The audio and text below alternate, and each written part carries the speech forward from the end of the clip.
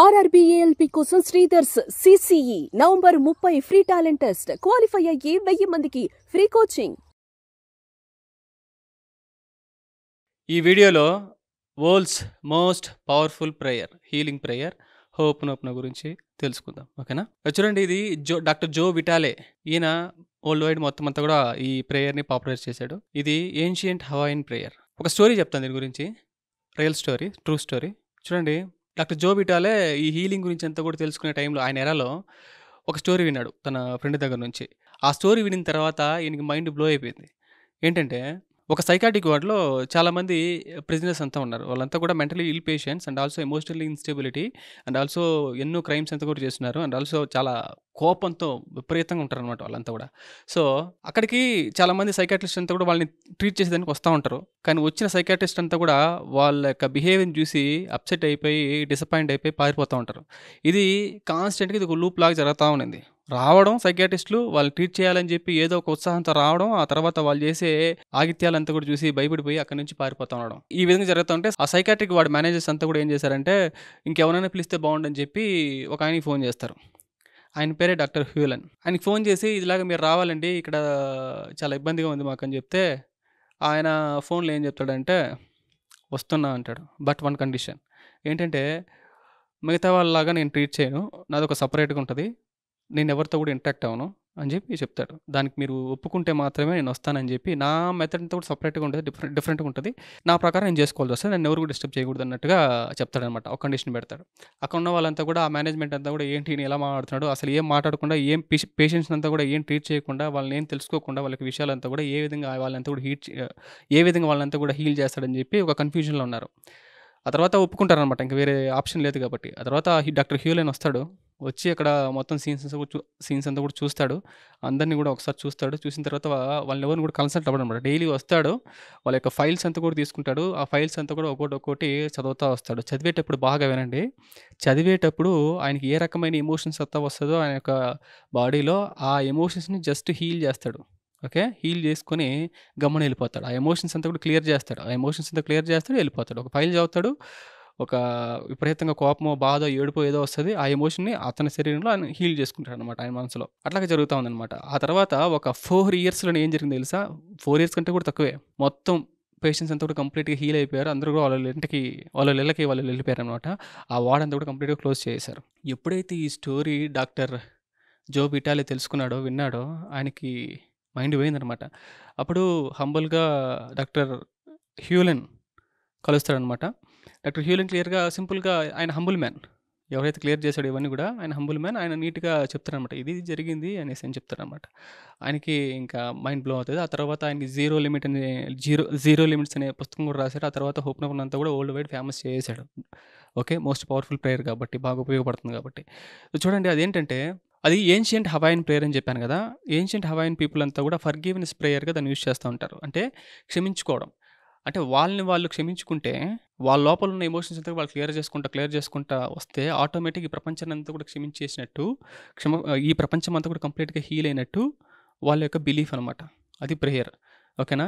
చూడండి, దీన్ని బాగా అర్థం చేసుకోవాలంటే, conscious mind, subconscious mind, third one ఏంటంటే superconscious mind. Conscious mind అనేది ఒక 5%. సబ్ కాన్షియస్ మైండ్ అనేది ఒక మెమరీ బ్యాంక్. అంటే అందులో ఈ తరం నుంచి ఉంటుంది, అండ్ ఆల్సో పాస్ట్ లైఫ్ నుంచి ఉండొచ్చు, ఫ్యామిలీ బ్యాక్గ్రౌండ్ నుంచి కూడా, జీన్స్ నుంచి కూడా వచ్చి ఉండొచ్చు. అవన్నీ కూడా సబ్ కాన్షియస్ మైండ్లో స్టోర్ అయి ఉంటుంది. ఓకే, ఆ తర్వాత సూపర్ కాన్షియస్ మైండ్ అనేది మనం అంతా కూడా, వాళ్ళ ప్రతి ఒక్కరు కూడా కనెక్ట్ అయి ఉంటాం ఆ సూపర్ కాన్షియస్ మైండ్కి. ఓకేనా? ఇక్కడ ఏం జరుగుతుందంటే, మనం ఏదైనా ఒక అన్కంఫర్టబుల్ సిచ్యువేషన్ మన జీవితంలో అట్రాక్ట్ చేస్తున్నాము, రకరకాల మనుషులంతా కూడా అట్రాక్ట్ చేస్తున్నాం, టాక్సిక్ ప్యాటర్న్స్ అంతా కూడా మన జీవితంలో అట్రాక్ట్ చేస్తున్నాం, అండ్ ఆల్సో టాక్సిక్ సంఘటనలంతా కూడా జీవితంలో అట్రాక్ట్ చేస్తున్నామంటే, మనలో ఏదో ఉంది, నథింగ్ బట్ మీలో ఏదో ఉంది. అందుకే మీరు అలాంటి పీపుల్ అంతా కూడా, అలాంటి సర్కమ్స్టాన్సెస్ అంతా కూడా, అలాంటి సిచ్యువేషన్స్ అంతా కూడా మీ జీవితంలోకి మీరు అట్రాక్ట్ చేస్తున్నారు.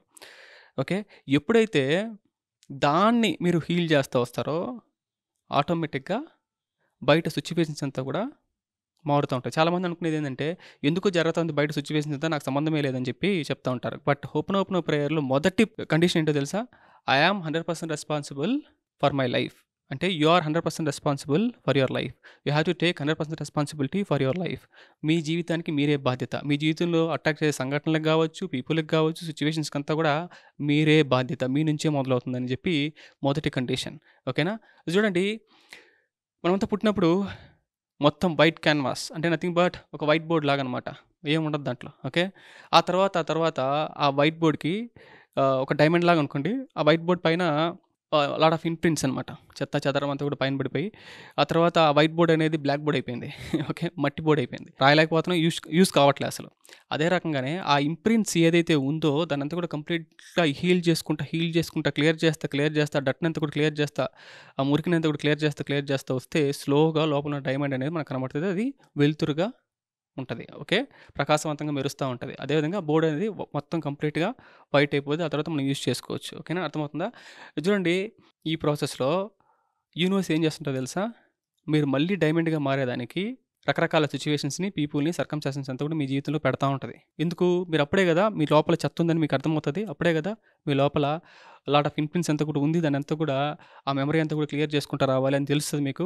అందుకే యూనివర్స్ పలు రకాలుగా, ఎన్నో రకాలుగా మీ ముందు సిచ్యువేషన్స్ అంతా కూడా పెడతా ఉంటుంది అనమాట. సో చాలామంది ఏమనుకుంటుంటారంటే సో ఎక్స్టర్నల్ సిచ్యువేషన్ వల్ల, ఎక్స్టర్నల్ ఈవెంట్ వల్ల, బయట పరిస్థితి వల్ల నేను ఈరోజు ఈ విధంగా ఫీల్ అవుతున్నాను అని చెప్పి అనుకుంటుంటారు. మీ లోపల ఏదో ఉండడం వల్లే ఆ ఎక్స్టర్నల్ సిచ్యువేషన్ అనేది మీరు అట్రాక్ట్ చేశారు అని చెప్పి ఓపెన్ ప్రేయర్లో మొదటి పాయింట్. ఓకేనా? అంటే ప్రతి ఒక్కటి కూడా మీ లోపలనే ఉంటుంది. మీరు ఎప్పుడైతే దాన్ని హీల్ చేసుకుంటూ వస్తారో బయట పరిస్థితులంతా కూడా మొత్తం మారుతూ వస్తుంది అనేది ఇక్కడ మోస్ట్ ఇంపార్టెంట్. చూడండి, ఒక మనిషి, పర్టికులర్ మనిషి వచ్చి మీ జీవితంలో బాగా మిమ్మల్ని ఇబ్బంది పెడుతున్నారంటే దానికి అర్థం ఏంటో తెలుసా? మీ లోపల ఉన్న ఆ మెమరీకి, అతని లోపల ఉన్న అతను లేకపోతే ఆవిడ లోపల ఉన్న మెమరీకి, ఆ ఆల్గారిథంకి, ఆ ప్రోగ్రామ్కి, రెండింటికి కోరిలేషన్ ఏదో ఉంది. ఓకే, అర్థమవుతుందా? అందుకే మీ జీవితంలోకి వాళ్ళు వస్తున్నారు. మీరు ఎప్పుడైతే ఇక్కడ మీ మెమరీని ఎప్పుడైతే డిలీట్ చేస్తారో, క్లియర్ చేస్తారో, హీల్ చేస్తారో, ఆటోమేటిక్గా అక్కడ కూడా ఆ మెమరీ అనేది కంప్లీట్గా హీల్ అయిపోద్ది. నథింగ్ బట్ మీరు వేరే వాళ్ళతో ఫోన్ మాట్లాడుతున్నారండి, అమెరికా వాళ్ళతో. మీరు ఇక్కడ ఫోన్ కట్ చేసినా, వాళ్ళు కట్ చేసినా లైన్ అయితే కట్ అయిపోద్ది కదా. అదే విధంగానే ఎప్పుడైతే ఇక్కడ మీరు డిలీట్ చేస్తారో ఆటోమేటిక్గా అక్కడ డిలీట్ అయిపోద్ది. అర్థమవుతుందా? ఆటోమేటిక్గా మీ ఇద్దరి మధ్య ఆ కార్మిక్ బాండ్ అంతా కూడా కంప్లీట్గా క్లోజ్ అయిపోతాయి. ఆ తర్వాత అలాంటి సిచ్యువేషన్స్, అలాంటి పీపుల్ అంతా కూడా మీరు అట్రాక్ట్ చేస్తూ ఉండరు. ఆ విధంగా మీరు ఫీల్ అవ్వరు. ఇదివరకు ఏ రకంగా మీరు ఫీల్ అవుతున్నాడో ఆ రకమైన ఫీలింగ్స్ అంతా కూడా మీకు రావు. అర్థమవుతుందా? చూడండి, ఇది ఓపెన్ ప్రేయర్లో అంటే బాగా గుర్తుపెట్టుకోండి, మిమ్మల్ని మీరు హీల్ చేసుకుంటే కంప్లీట్గా ఈ ప్రపంచాన్ని మొత్తం మీరు హీల్ చేసినట్టు. అంత పవర్ఫుల్ ఓపెన్ ప్రేయర్ అనేది. ఇందులో 4 స్టేట్మెంట్స్, డివైన్ స్టేట్మెంట్స్. ఏంటో తెలుసా? మీ అందరికి కూడా తెలిసిందే. చెప్పండి ఏంటది? I'm sorry, please forgive me, thank you, I love you. ఓకేనా? ఇక్కడ ఐఎమ్ సారీ, ప్లీజ్ ఫర్గివ్ మీ అంటే, డియర్ యూనివర్స్, ఎక్కడి నుంచి వచ్చిందో, నాలో ఏముందో నాకు తెలియలేదు, అసలు అవేర్నెస్లో కూడా ఇన్ని రోజులు లేనందుకు ఐఎమ్ సారీ. అండ్ ఆల్సో ఎక్కడి నుంచి వచ్చిందో ఈ ప్యాటర్న్స్ అంతా కూడా కావచ్చు, ఈ మురికి అంతా కూడా కావచ్చు, ఈ సబ్కాన్షియస్ ప్రోగ్రామింగ్ అంతా కూడా కావచ్చు, ఈ కండిషన్ అంతా కూడా కావచ్చు, ఈరోజు బయట ప్రపంచంలోని ఈ రకమైన సిచ్యువేషన్స్ అంతా కూడా, ఈవెంట్స్ అంతా కూడా, సంఘటనలంతా కూడా, పీపుల్ని అంతా కూడా అట్రాక్ట్ చేస్తున్నాను. దీనికి కారణం నా లోపలనే ఉంది, నాకు అర్థమైంది. ఇవన్నీ కూడా ఎక్కడి నుంచి వచ్చిందో కూడా నాకు తెలియదు. అండ్ ఆల్సో ఏంటని కూడా నాకు తెలియదు ఇన్ని రోజుల వరకు.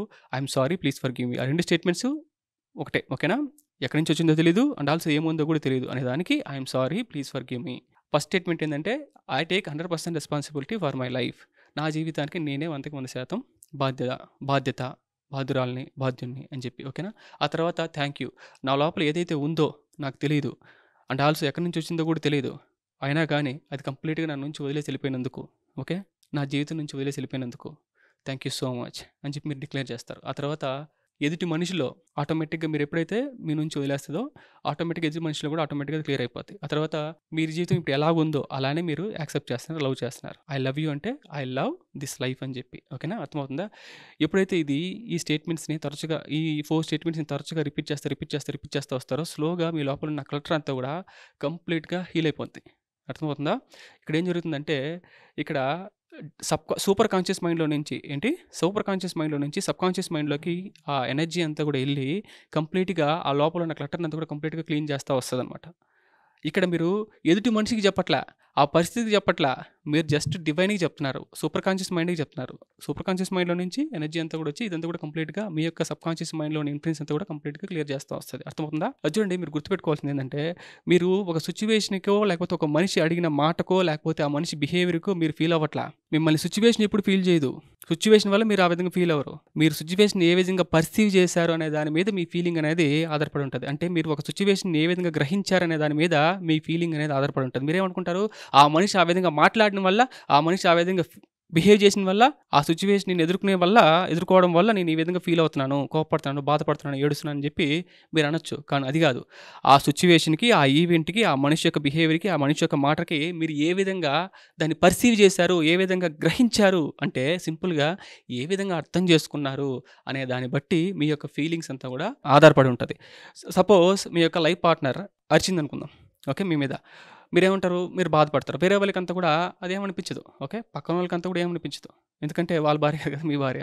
చూడండి, మీకెందుకు ఆ సెన్సేషన్స్ అంతా కూడా వచ్చిందంటే, మీకెందుకు బాధగా అనిపించిందంటే, మీరు దాన్ని ఒక రకంగా అర్థం చేసుకుంటారు. వాళ్ళు వచ్చారంటే నా మీద లవ్ లేదేమో, ఒక రకంగా మీరు అర్థం చేసుకున్నారు కదా! అందువల్ల ఆ విధంగా అర్థం చేసుకోవడం వల్ల మీకు ఆ ఫీలింగ్ వచ్చింది. అంతేగాని వాళ్ళు అరవడం వల్ల కాదు. వాళ్ళు అరిచిన దానికి మీరు ఏ విధంగా మిమ్మల్ని అర్థం చేసుకున్నారు అనే దాని మీద మీ యొక్క ఫీలింగ్స్ అంతా కూడా ఆధారపడి ఉంటది. అంటే ఏ మనిషి కూడా మిమ్మల్ని రకరకాల ఫీలింగ్స్ అంతా కూడా తెప్పించేంత పవర్ ఏ మనిషికి కూడా లేదు. ఏ సిట్యుయేషన్‌కి కూడా లేదు. జస్ట్ వాళ్ళు మీ లోపల ఏదైతే ఉందో దాన్ని ట్రిగ్గర్ చేస్తారు. అర్థమవుతుందా? అంటే మీ లోపల ఆ రకమైన ఎమోషన్స్ అంతా కూడా, ఆ బ్యాడ్ అంతా ఉంటే అది ట్రిగ్గర్ అవుద్ది. మీ లోపల మలినం ఉంటే అది బయటకొస్తది. మీ లోపల మంచి వాటర్ ఉంటే అమృతం ఉంటే అమృతం స్పిల్ అవుద్ది. సింపుల్‌గా ఎలాగంటే, మీ దగ్గర ఒక కప్ ఉందండి. కప్‌లో వాటర్ ఉంది. మీరు అలా తీసుకెళ్తున్నారు. ఎవరో వచ్చి ఢీకొన్నారు. ఓకే. ఢీకొట్టారు. మొత్తం వాటర్ అంతా కూడా కింద పోయింది. మీ డ్రెస్ అంతా కూడా తడిచిపోయింది. అండ్ ఆల్సో వాళ్ళ డ్రెస్ కూడా తడిచిపోయింది. ఆ తర్వాత మీరు అరుస్తున్నారు వాళ్ళ మీద. చూసుకోవాలి కదా అని చెప్పి మీరు అరిచారనమాట. కానీ విషయం ఏందంటే, మీ లోపల ఏదైతే ఉందో అదే బయటపడతది. అదే ఆరెంజ్ జ్యూస్ ఉంటే ఆరెంజ్ జ్యూస్ పడతది. అంతేనా? అదే విధంగా మీ లోపల ఏదైతే ఉందో అదే స్పిల్ అవుట్ అవుతది. మీ లోపల ఏ ఎమోషన్ అయితే ఉందో అదే స్పిల్ అవుట్ అవుతది. ఓకే. అది బయట సిట్యుయేషన్ వల్ల కాదు. అండ్ ఆల్సో మీరు ఎప్పుడు కూడా ఎదుటి మనిషి యొక్క బిహేవియర్‌కి మీరు రియాక్ట్ అవ్వరు. గుర్తుపెట్టుకోండి బాగా. ఎన్ని సార్లు చెప్తున్నా బాగా గుర్తుపెట్టుకోండి. ఈవెంట్‌కి గావచ్చు అండ్ ఆల్సో ఎదుటి మనిషి యొక్క బిహేవియర్‌కి మీరు రియాక్ట్ అవ్వరు. దాన్ని ఏ విధంగా అర్థం చేసుకున్నారో దాన్ని బట్టి మీ యొక్క రియాక్షన్స్ అంతా, మీ యొక్క ఎమోషన్స్ అంతా కూడా ఉంటది. అంటే అండ్ ఆల్సో మీరు దాన్ని అర్థం చేసుకున్న తర్వాత మీరు ఒక రకమైన ఫీలింగ్స్ అంతా వస్తది. సపోజ్ కోపం వచ్చిందనుకోండి. కోపం వచ్చిన తర్వాత మీకు లోపలంతా కూడా ఒక రకంగా అనిపిస్తది కదా! అది తట్టుకోలేక అరుస్తారన్నమాట. అర్థమవుతుందా? ఆ ఎమోషన్‌కి నథింగ్ బట్ ఆ సెన్సేషన్స్‌ని మీరు ఎక్స్‌ప్రెస్ చేస్తా ఉంటారు. అంతేగాని ఆ ఈవెంట్‌కి గాదు. అర్థమవుతుందా? ఆ ఈవెంట్ మిమ్మల్ని ఏం చేయదు. ఇంకోటి విషయం ఏందంటే, ఒక మనిషి వచ్చి మీ లోపల ఏదైతే ఉందో అది తెలిపిస్తా ఉన్నారంటే వాళ్ళకి కృతజ్ఞత చెప్పాలి. అవునా? మీ లోపల ఈ డర్ట్ అంతా ఉంది అని చెప్పి వాళ్ళు ప్రతిబింబిస్తున్నారు. యాక్చువల్‌గా వాళ్ళు మిమ్మల్ని హెల్ప్ చేస్తున్నారు. అంతేగాని వాళ్ళు మిమ్మల్ని ట్రిగ్గర్ చేయట్లా. మిమ్మల్ని ఇబ్బంది పెట్టట్లా. వాళ్ళు మీ లోపల ఏందుందో అది చూపిస్తున్నారు. Through different behaviours, through different events అనమాట. అర్థమవుతుందా? సో, ఎప్పుడైతే మీరు కంప్లీట్‌గా ఈ ప్రేయర్‌ని అంతా కూడా యూజ్ చేసి క్లియర్ చేస్తా వస్తారో, స్లోగా ఎక్స్టర్నల్ సిట్యుయేషన్ అంతా కూడా మీరు అట్రాక్ట్ చేయరు. మీరేం చేయాలంటే జస్ట్ ఏదైనా ఒక అన్‌కంఫర్టబుల్ సిట్యుయేషన్ వస్తే జస్ట్ కొద్దిసేపు కూర్చొని 4-7-8 బ్రీతింగ్ టెక్నిక్ అంటే 4 టైమ్స్ అంటే 4 సెకండ్స్ మీరు ఇన్‌హేల్ చేయాలి. 7 సెకండ్స్ హోల్డ్ చేయాలి బ్రెత్‌ని. ఆ తర్వాత 8 సెకండ్స్ థ్రోట్‌తో ఎక్స్‌హేల్ చేయాలనమాట. అర్థమవుతుందా? ఇది ఒక 5 రౌండ్స్ చేసిన తర్వాత I'm sorry, please forgive me, thank you, I love అని చెప్పి ఒక దగ్గర కూర్చొని ఒక 10 మినిట్స్ మీరు చేయాలి. ఇనీషియల్ స్టేజ్‌లో. తర్వాత మీరు కొంచెం విల్లింగ్‌గా ఉంటే ఆ ఎమోషన్ లీవ్ అయ్యేంత వరకు మీకు తెలుస్తది. ఒక పాయింట్ ఆఫ్ టైమ్‌లో ఎమోషన్ అంతా కూడా ఆ కోపమో, బాధ, ఏడుపో ఏదో ఒకటి ఆ ఎమోషన్ మీ నుంచి వదిలేసి వెళ్ళిపోవడం మీకు అర్థమవుతది. అంతవరకు మీరు చేయాల్సొస్తది. అర్థమవుతుందా? సో, ఇక్కడ కంప్లీట్‌గా ఆ మనిషికి మీరు చెప్పట్లా. ఆ ఈవెంట్‌కి మీరు చెప్పట్లా. యూనివర్స్‌కి మీరు చెప్తున్నారు. సూపర్ కాన్షియస్ మైండ్‌కి మీరు చెప్తున్నారు. ఓకే. అర్థమవుతుందా? సో, స్లోగా మీ లోపల సెల్ఫ్ లవ్ అనేది డెవలప్ అవుతది. అండ్ ఆల్సో బ్లిస్ అనేది డెవలప్ అవుతది. And also you are the bliss అని చెప్పి మీకు అర్థమవుతా ఉంటది. అంటే మీరు సంతోషం కోసం వెతుక్కోవాల్సిన అవసరంలా. ఎప్పుడైతే బయట మలినమంతా కూడా కంప్లీట్‌గా పోతా వస్తదో, ఈ మైండ్ అనేది మిమ్మల్ని కంట్రోల్ చేయదు. మైండ్‌ని మీరు కంట్రోల్ చేస్తారు. మైండ్ అనేది మిమ్మల్ని కన్జ్యూమ్ చేసేస్తా ఉంటది ఇదివరకు. ఓకే. మిమ్మల్ని పీల్చేస్తా ఉండొచ్చు. ఇక మీదట మీరు మైండ్‌తో ఆడుకుంటారు. మైండ్ ఒక టూల్ లాగా మీరు యూజ్ చేస్తారు. ఒక వస్తువులాగా మీరు యూజ్ చేస్తారు. అంతేగాని మైండ్ మిమ్మల్ని ఒక వస్తువులాగా యూజ్ చేసుకోదు. ఎప్పుడైతే ఈ ప్రేయర్ మీరు తరచుగా చెప్తా వస్తారో. అర్థమవుతుందా? ఎలాగంటే ఇప్పుడు గ్లాస్ ఆఫ్ వైన్‌ని మీరు తాగాలి. అంతేగాని గ్లాస్ ఆఫ్ వైన్‌లో మీరు పడిపోకూడదు. ఆ విధంగా అనమాట ఇది. ఓకే. సో ఎప్పుడైతే మీరు కంప్లీట్గా ఇదంతా కూడా కంప్లీట్గా హీల్ చేసుకుంటూ వస్తారో మీ జీవితం అనేది అద్భుతంగా ఉంటుంది. ఇంకా డీపర్ లెవెల్ మీరంతా కూడా హీల్ అవ్వాలనుకుంటే contact the number on the screen and join for heal and manifestation programme faith in Mahesh Vivekanand.